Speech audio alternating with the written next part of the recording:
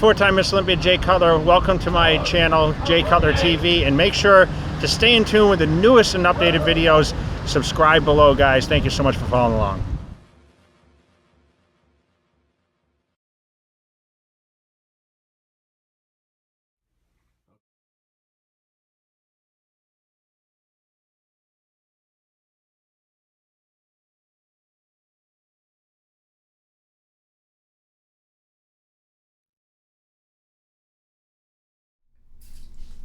All right, Doc, you get another question for us? Yeah, so this one is less of a hormonal question. This is more, sports medicine question. So this will be different anyway. Hello, my name is Shay Smith, and I'm an ambitious 18-year-old who wants to learn more about bodybuilding and the science behind it.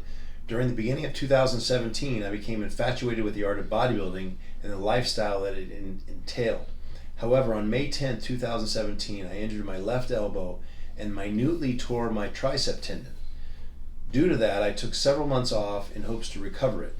Unfortunately, due to being inactive for too long, I developed tendinosis. Now, we talk about taking this time off and being inactive. You meant you just didn't do like your tricep extensions or something, but you were still doing your legs and other exercises, I hope.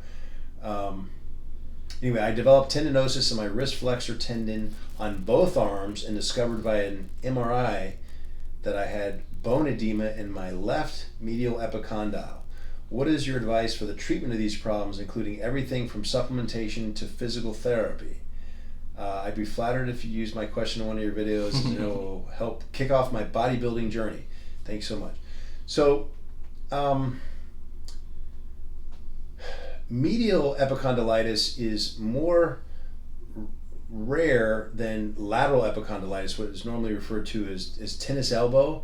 But bodybuilders get either a lot, or any weightlifters will say, anyone who's doing something manually, because even just racking the weights, okay, what do we do all day long? Just to grab the weight, whether you're doing something that involves extension or contraction, right, of the bicep in this case, or the tricep, you got to grip that thing, right? So you get, medial epicondylitis when the tendon starts to, never gets a chance to rest really. And it can occur from just an imbalance between the flexor and the flexor and the extensor, or overuse of one versus the other. It sounds kind of yin yang, but balance is definitely a big factor, whether it's balance between the bicep and the tricep, or the flexors and the extensors of the forearm. So the first thing I would do is do a little, an evaluation, to have the patient extend their arms and see how far they could bend back their wrist, and also forward to see, okay, how much how much flexibility do you have in those muscles, and then you can palpate, see how supple they are.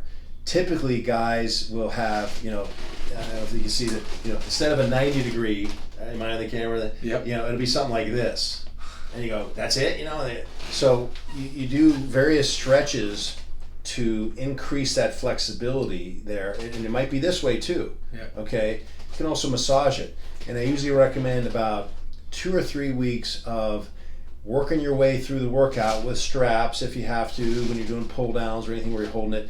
And like if you're doing rowing action, you want to grip in what we call a neutral grip, because a lot of people will do this just, okay, it starts to get heavy, and some people will roll out and pull this way, some will roll in and pull this way. Okay, and that puts too much strain on one or the other, and I'm using them both kind of interchangeably because they are kind of interchangeable. It works. Some people get the extensors, some people get the flexors, but the idea is to stretch the opposing muscle. So in his case, it's a flexor. Make sure that the extensors are flexed, and this is kind of rare that the extensors are overdeveloped. But at any rate, return them to their normal state. You could actually make use of, if he's got a doctor nearby, well, you could even make use of just some Advil over the counter, or I like to recommend, if you don't want to go the injection route, some diclofenac 3% mixed with some, say, 70% DMSO in a 50-50 fashion. And you just need like a half a pea grain of both, mix them together in the palm of your hand and apply it there. The DMSO would work on its own. The diclofenac is an NSAID. The combination works really, really well to decrease inflammation and get changeover of blood and nutrients, and get rid of the cytokines, all the things that are causing problems. in the area and help heal it. And then once it feels like it's healed, then start strengthening the muscles that need to be balanced, okay? So typically, let's say with lateral epicondylitis, this is the weaker muscle and this is the stronger one. So everyone's stretching this one, and then after about 3 weeks, you start to do like the wrist rollers. We used to make our own out of the broomstick, and the, and start strengthening the extensors so that you get a better balance between the two, and then continue to stretch them so that they stay supple. One of the things that we forget to use is glucosamine. You go, wait a minute, glucosamine, isn't that for joints? Yeah, 25% of the time, roughly all the studies come together and say you're going to get some benefit in your knee or your elbow or something from wherever you have cartilage from glucosamine. But as an athlete that uses muscles, which we all do as an athlete, it's way better for your muscles. The glucosamine creates something called glycoaminoglycans, or GAGs, which helps separate the sarcomeres in the muscle by bringing fluid in between there, so you're not going to get as many adhesions. Now, again, we're talking tendons, I get it, but tendon and muscle, where do you draw the line?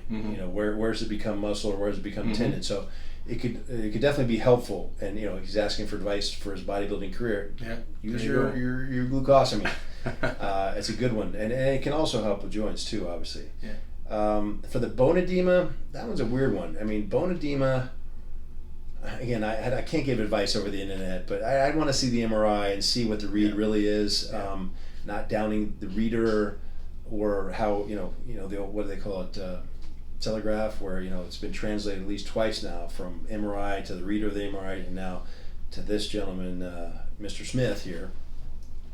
But maybe there's just a little bit of edema at the right where you've got the attachment there, and that'll go away. Is it bone or is it actually the tendon itself? I don't know, but that would imply maybe did you bang it on something? I don't know. That one's kind of a weird one. But the same application of DMSO and diclofenac, or either one separately, would be helpful. And then of course I forgot to mention, you could also find a doc who might be willing to inject some cortisone. I like to use triamcinolone or Kenalog. The thinking was in the past, and still is for some docs, hey, use cortisone as a last resort. Why? Because cortisone, while it decreases inflammation, it can also break down some of the so-called good tissue, so it can make a weakened area even weaker. Well, my thinking, and I'm not alone, there's other docs who are the same mindset, if you've given it about 6 weeks of what we call conservative therapy, you've tried everything, you've stretched, you've tried to strengthen, you've done icing. It's another thing you can always use. Ice. Yeah. Everyone hates to do it, but it works great, man. Icing works great. It's just a pain in the rear end. But 2 or 3 times a day, ice. That's conservative treatment. Along with anything else, though, it works. You can, that's just par for the course.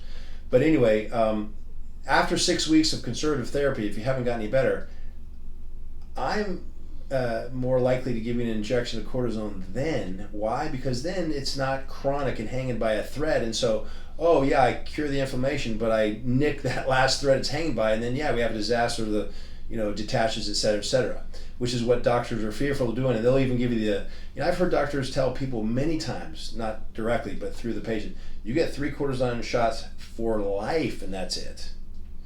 I don't follow that reasoning. That's why I'm explaining this. I'm giving you my reasoning for whatever it's good for. I'd rather get it while it's still relatively acute than chronic, so that if there is any damage caused by the cortisone, it's not going to wipe you out, and we get you back in action much more quickly, so that we're not that chronic inflammation feeds upon itself, man. I mean, there is some timeliness that has to be applied here. So. That's what I would consider doing. And whatever you're doing, that you minutely tore your tricep tendon, don't do that anymore. That should have been the first advice. One of the things I would consider is, I wish that we had more guys like this around, but find a guy who knows what he's doing in the gym. That's easier said than done. And see if you can find a mentor or whatever. There's stuff online now where there's trusted sources where. The old thing was you found the guy with the biggest biceps and you did whatever he did if you wanted big biceps, huh? Well, what we didn't know is he could have had big biceps just because he chose his parents well and he was doing all the exercises the completely wrong way. Yeah. So that's what can happen, especially in the early going where you go, well, okay, let me try that. And he's doing some twisting motion while he's pressing through, and that can have a disastrous effect on the tricep muscle. Yeah. So I also think though, because of the internet, sometimes you may have too much information, too much choice. It's a fine line between finding the right information and idiotic ones. Yeah. Dr. Google, I run across him all the time. No, let's start over, back up. But yeah, well, that's the rub, right? Is finding the right information. Yeah. But it is out there much more so Yes. if you can do the work and find the you right got to do due information. diligence. You're right. Yep. And I want to sound that note that we're really glad. We just had a gentleman a couple questions ago who was 65. This one's 18. I think it's great to have such a range. So thank you for watching, you guys. We appreciate it. Right on. Thanks, Doc.